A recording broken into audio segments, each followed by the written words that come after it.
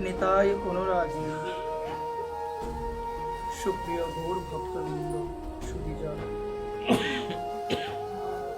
আপনাদের শ্রী রাতুল শ্রী চরণ কমলে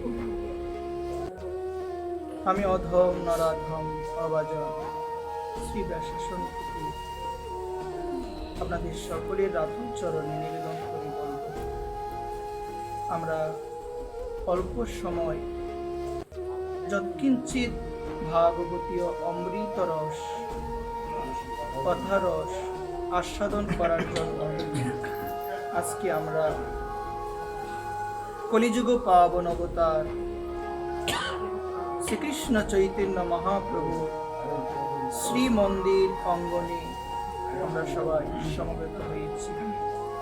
আপনাদের রাতুল চরণে এই নিবেদন, আমরা শান্ত পরিবেশ বজায় রেখে কোনো প্রকার আজে বাজে শব্দ না করে নিবেদন রাধেশ্যাম আমরা একটু চেষ্টা করব কায় মনোবাক্যে শ্রদ্ধাযুক্ত হৃদয়ে আমরা যেন ভগবানের কথামৃত, ভগবানের অদরামৃত শ্রীমদ্ ভগবদ্ গীতার আঙ্গিকে অপূর্বময় রসতত্ত্ব ভাগবতীয় রসামৃত যেন আমরা যৎকিঞ্চিৎ শ্রবণ করতে পারি, আস্বাদন করতে পারি।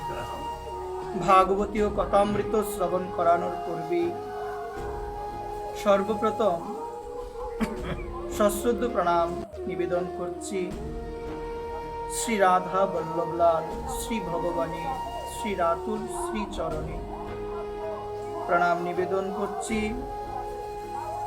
পরমারাধ্য পরম পূজ্য শ্রী গুরু মহারাজ শ্রী শ্রী দেবব্রত গোস্বামী মহোদয়ের শ্রী চরণ কমলে প্রণাম নিবেদন করছি ব্রজমণ্ডল বিভূতি বৃন্দাবনের মুকুটমণি পরম পূজ্যপাদ শ্রী শ্রী বাবাজি মহারাজ 108 শ্রী শ্রী বিনোদ বিহারী দাস বাবাজি মহারাজ শ্রী রাতুল শ্রী চরণে প্রণাম নিবেদন করছি উপস্থিত সকল সুপ্রিয় গৌর ভক্তবৃন্দ, সুধীজন, আপনাদের সকলের আপন আপন শ্রী গুরুদেবীর শ্রী রাতুল শ্রী চরণে প্রণাম নিবেদন করছি সকলের আপন আপন মাতৃদেবী এবং পিতৃদেবীর শ্রী রাতুল শ্রী চরণ কমলে।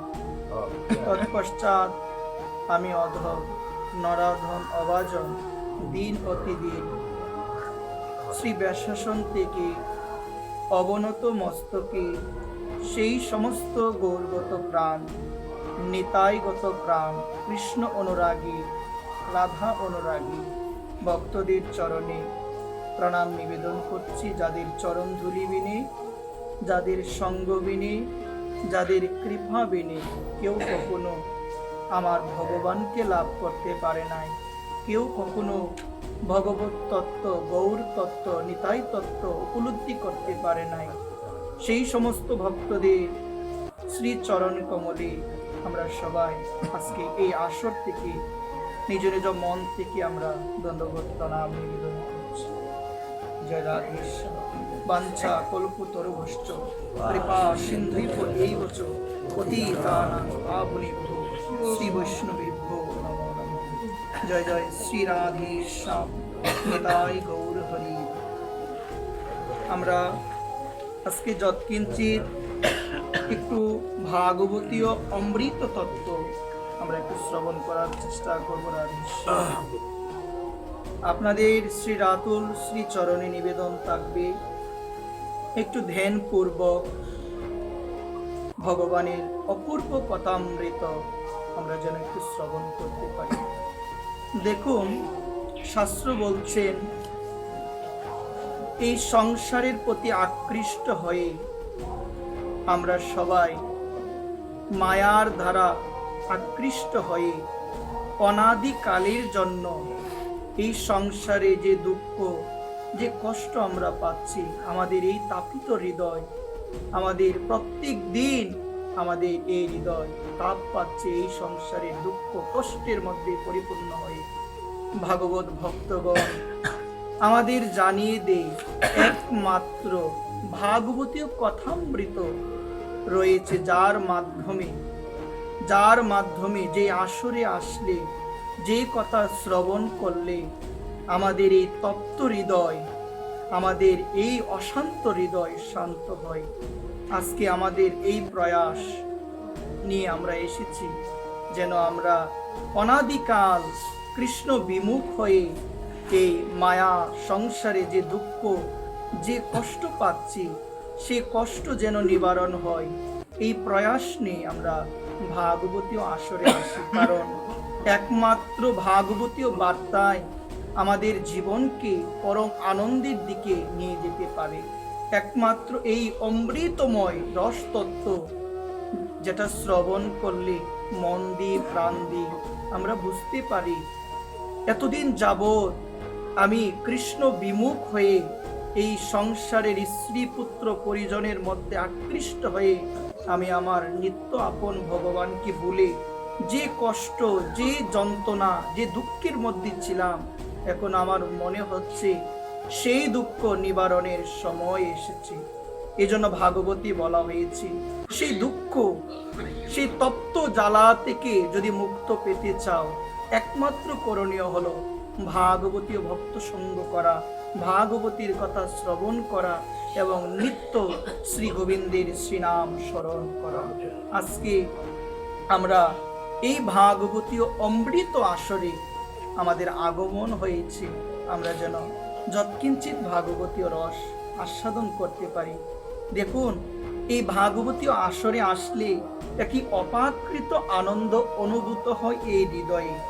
এই ভাগবতীয় আসরে এসে যখন আমরা একটু বসি, দেখবেন অন্যরকম একটা শান্তি হৃদয়ে আসে।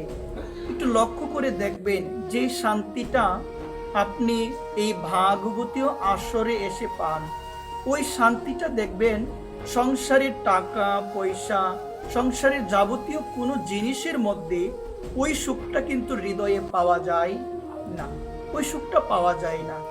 এই জন্য ভাগবত ভক্তগণ আমাদের জানিয়ে দিয়েছেন, জগতে একমাত্র সুখ রয়েছে এই ভক্ত সঙ্গের মধ্যে।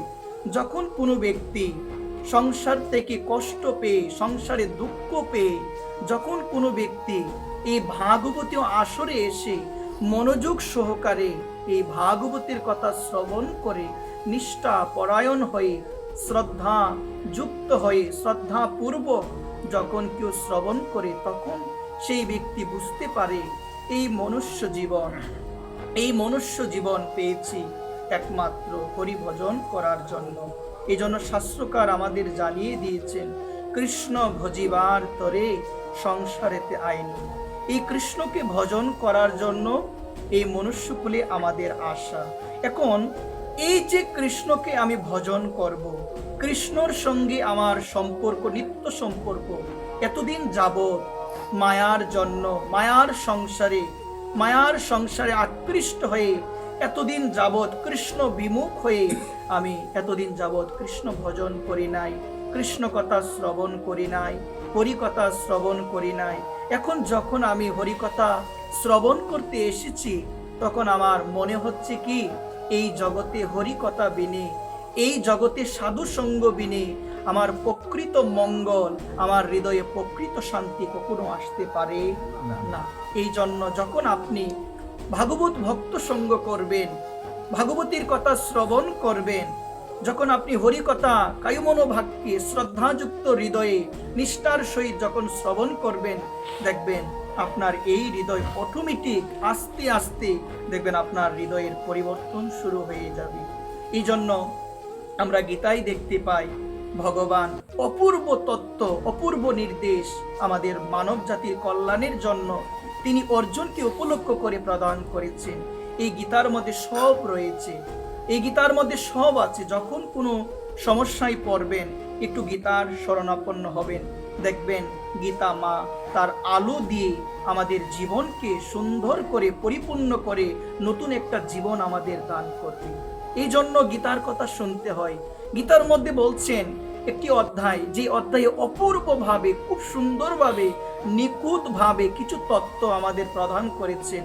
দেখুন, আমরা হয়তোবা গীতা শুনি, অনেক দীর্ঘকাল যাবৎ আমরা গীতা শুনছি, গীতা বলি যে গীতার 18টি অধ্যায়, কিন্তু আমাদের প্রকৃতভাবে এখনো আমরা হৃদয়ঙ্গম করতে পারি নাই। এই যে গীতার 18টি অধ্যায়, এই 18টি অধ্যায় এগুলো আসলে কি, এবং গীতার মধ্যে